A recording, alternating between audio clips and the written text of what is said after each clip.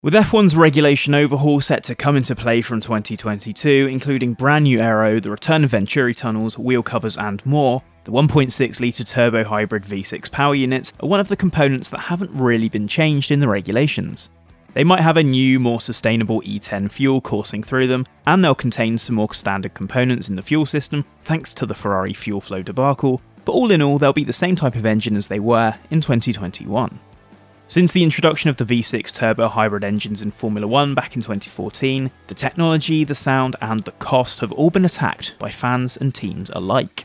But all in all, you can argue it was a necessary move and, despite its drawbacks, provided a future direction while keeping F1 road relevant. Arguments over the halo have quietened down after some high-profile accidents, but F1's V6 turbo-hybrid engine still gets some flack.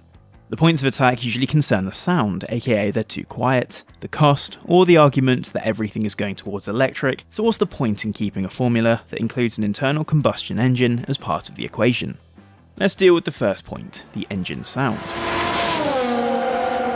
Now let's be honest here, today's cars aren't really that quiet. They're not as loud as the V8s that preceded them, but those 2.4 litre engines weren't actually that nice to listen to. And now you have half a chance of holding a conversation at the track during a Grand Prix, which was not the case before. The V10s of the pre-2006 era, and of course the V12s that ran before that, did sound magnificent, and would get our vote in terms of audio sensation. I mean, just listen to this. That is, unless you go all the way back to the 50s and listen to the BRM V16 engine, which Autosport chief editor Kevin Turner says for his money is the best sounding F1 engine bar none.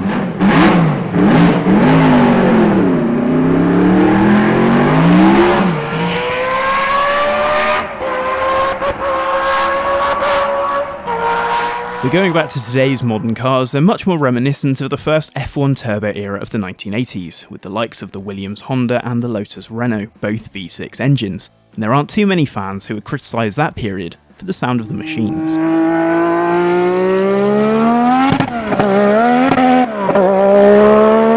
But what about the cost? The cost of the engines was certainly high when hybrids replaced the V8s for 2014. Given the direction of the automotive industry away from the traditional internal combustion engine, F1 probably had to go that way to stay relevant. Allowing F1 to fall further behind will have resulted in decreasing manufacturer interest and eventually increasing calls for it to cease due to social or environmental concerns. But more recently, the delay of F1's new chassis and aero rules from 2021 to 2022, the team's cost cap and the engine freeze has shown that F1 has finally responded to escalating budgets. In other words, the big expense has already happened.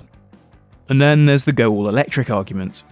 At least in the short to medium term, Formula E and Extreme E are there already, and for Formula 1 it's too early to commit to one solution. Not to mention that Formula E has an exclusivity contract for single-seater electric racing until 2039.